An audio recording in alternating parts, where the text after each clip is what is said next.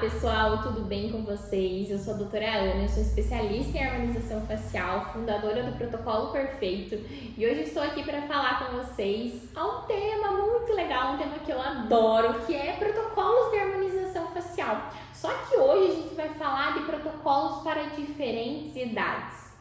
Sim, gente, nós não podemos avaliar todos os pacientes, nós não podemos vender todos os procedimentos de uma forma igual para todo mundo. Então, isso é um grande erro da harmonização facial. E quando eu falo erro, na verdade, o que a gente tem que pensar? Que hoje a harmonização facial ela tem uma série de procedimentos, né? Então, a harmonização facial é um conjunto desses procedimentos ou ela pode ser feito através de procedimentos isolados. Só que cada procedimento em específico é para a entrega de um resultado e para tratar uma queixa, para nivelar algo no rosto dessa pessoa. A partir do momento que eu uso tudo igual para todo mundo, além de eu criar uma padronização e não uma harmonização facial, também eu posso errar no planejamento e errar no resultado. Então vamos entender um pouquinho, tá? Vamos entender cada procedimento e quais são essas falhas aí em relação a ROF, né, que a gente fala tanto, e eu culpo o planejamento muito do profissional, porque vamos supor que você fale para o teu paciente assim: olha, paciente, você não deve fazer botox. E a partir do momento que você fala você não deve fazer botox, o paciente tem que entender. Agora, se o paciente falar mesmo assim, eu quero fazer, a responsabilidade é sua, porque você tem o direito de não fazer. Você não é obrigado a atender esse paciente, entende? Se você não tem essa conduta, se você não trabalha nessa conduta, se isso não é o ideal para você, ninguém tá ali obrigando você a atender aquele paciente. Então, o erro de planejamento, sim, infelizmente, é culpa nossa, não é do paciente. O paciente ele pode errar de não aceitar fazer, de não querer investir, de não querer gastar, de escolher ir pelo mais barato. Porém, nós temos a opção de fazer ou não, negar de atender, negar de fazer um procedimento, porque isso não é a minha conduta, entende? Isso não é a forma com que eu vou trabalhar, eu não vou fazer dessa forma. Então, a gente já teve alguns casos aqui, por exemplo, de paciente que queria fazer fio de PDO e o rosto era extremamente flácido, não é a minha conduta de fazer o fio. Ah, mas eu quero fazer fio. Tá bom, você pode procurar outro lugar para fazer, porque eu não vou fazer. Eu não posso fazer isso, vai me dar uma dor de cabeça. Confia quando eu tô falando que vai dar uma dor de cabeça. Então, entender não só das idades, mas claro que geralmente as idades a gente tem características ali importantes, entender como desenvolver esse planejamento efetivo, tá? Então, vamos parar para pensar no processo de envelhecimento. Quando a gente está falando do processo de envelhecimento, tem algumas variáveis, mas normalmente o que se segue normal, que dá sequência normal, é que a gente vai começar a ter esse processo de reabsorção de gordura. Então, até tem uma brincadeira que eu falo com os pacientes assim: eu passei a vida inteira tentando emagrecer, agora que eu estou envelhecendo, meu rosto está diminuindo de tamanho, de gordura, sem eu querer, porque eu tenho um processo de reabsorção de gordura. Os meus coxins de gordura, eles vão perdendo o formato, então eles vão ficando sem formato e eles vão perdendo o tamanho. E aí, conforme eles vão perdendo esse tamanho, eu não tenho mais uma sustentação, eles não têm mais uma sustentação ali. E a partir daí, essa sustentação, que o meu coxim deveria estar aqui, o meu coxim começa a descer. E aí eu tenho o processo de bigode chinês, do meu sulco nasogeniano marcando, linha da marionete, processo de jaws aqui marcando, o pescoço, né, acaba sobrando uma pele aqui nessa região também. Além da minha perca de gordura, eu também tenho o processo de reabsorção ósseo que acontece. Eu tenho também processos ali de alterações dérmicas, eu tenho perda tissular, então eu tenho várias coisas que vai acontecendo na minha face.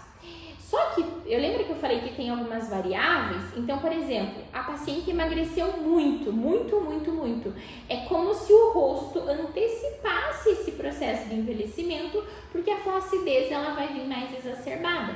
Então, eu já peguei pacientes que tinham feito bariátrica com 30 anos e estavam extremamente flácidas, caídas, com rugas estáticas, que dava quase para indicar para fazer um lifting, porque teve um processo muito grande de perda de gordura ali. Então, essas variáveis você vai saber identificar. Mas a questão mesmo é você olhar para aquela idade do paciente, qual é a característica do processo de envelhecimento que ele está passando no momento. Tem ruga estática? Não tem. Tem flacidez ou não tem? Tem perda de volume ou não tem? Tem falta de reestruturação, falta de volumetria? Tem algum aspecto ali naquela região com ptose, com queda que está incomodando? O que o paciente se queixa? E aí a gente parte para os procedimentos.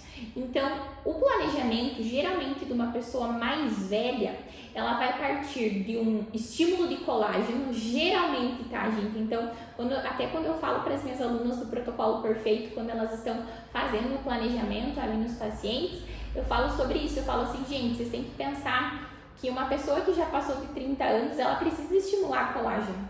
É meio que um geral, assim, todo mundo vai precisar desse estímulo de colágeno. 35, 40 anos, eu preciso desse estímulo ali na pele. Então, o bioestimulador, ele entra meio que um normal, né? Ele entra meio que uma coisa que tem que ser feita, que eu preciso estimular aquela pele. Claro que aí, só o bioestimulador, depende. Essa paciente tem ruga estática ou não tem? Essa paciente tem mancha? Essa paciente tem linhas finas? Porque a partir daí eu posso indicar, por exemplo, um microagulhamento, um peeling químico, um skin booster, que eu já tenho vídeo aqui no canal falando sobre a diferença de skin booster e bioestimulador. E eu falei sobre isso, que os dois se complementam muito, muito. Então, existe essa possibilidade de um planejamento mais focado naquele paciente, realmente na queixa daquele paciente. Agora, por exemplo, chega uma paciente que é muito conhecida aí nas redes sociais, que é a paciente preventiva, né? E aí, a galera só coloca botox nessa paciente preventiva. E eu vou falar pra vocês que, salvo engano de quem faz isso, tá? Porque eu estaria na idade da prevenção, inclusive, eu já converso muito disso com os pacientes. E, gente, se eu tivesse na idade da prevenção e eu não tivesse feito vários procedimentos que eu já fiz e que deixam o meu rosto, ainda tem algumas coisas que me incomodam, mas eu estaria com várias linhas marcadas, porque o meu músculo frontal era muito forte, a minha linha da marionete é muito forte. Então, eu tive que tratar essas causas, eu tive que tratar específico mesmo sendo uma paciente preventiva. Então, se a paciente chega ali com 27, 28 anos, não trate ela como uma paciente preventiva. Às vezes, o botox sim vai resolver, o botox sim vai ser o suficiente. Mas entenda qual é o planejamento ideal para aquela pele. Às vezes um skin booster vai revitalizar aquele bigode chinês, por exemplo. Então, essas coisas são muito importantes.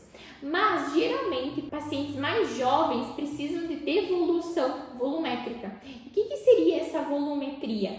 É pegar regiões que eu já estou passando por um processo de perda de gordura ali e fazer um preenchimento. Mas esse preenchimento é com pouco ácido hialurônico e ele é um preenchimento estratégico para que eu consiga utilizar especificamente naquelas regiões. Então, eu já fiz em mim, por exemplo, preenchimento de olheira, preenchimento de malar, preenchimento de essa região aqui pré-jaws, de mento, labial. Então, foram pequenas quantidades, né, gente? Mas foram várias regiões estratégicas colocando ali para eu conseguir um resultado efetivo. E aí, quando nós falamos de uma paciente mais velha, uma paciente que já tem todos esses processos instalados, aquela paciente já tem absolutamente tudo ali, aí algumas vezes eu vou precisar, além de um estímulo de colágeno, juntamente um preenchimento. Não significa que a paciente da média idade você não vai poder fazer um bioestimulador e um preenchimento, um bioestimulador e um fio. Não significa isso. Você tem que se atentar aos pontos que eu falei do processo de envelhecimento, certo? E isso que eu foco aqui dentro dos meus cursos, principalmente na parte de preenchedores e bioestimuladores. Eu falo muito disso aqui dentro dos nossos cursos presenciais. Mas a questão é a gente pensar se a paciente já tem uma pele sobrando, a paciente já tem, eu não vou conseguir devolver 100% aquilo. Então, eu vou trabalhar com coisas mais acentuadas, com coisas mais agressivas, para eu conseguir ter o mesmo resultado e a mesma performance. E aí, às vezes, a gente parte para outras coisas, como, por exemplo, peeling mais forte, os BPDO em alguns casos. Então, são várias alternativas. Bom, gente, planejamento é algo individual, é algo de cada paciente e cada vez mais a gente consegue ter tecnologias que nos ajudem a planejar um conhecimento, um entendimento sobre os procedimentos. Se você tem alguma dúvida em relação aos planejamentos, coloque aqui embaixo que eu vou estar respondendo todo mundo e não esquece de curtir esse vídeo.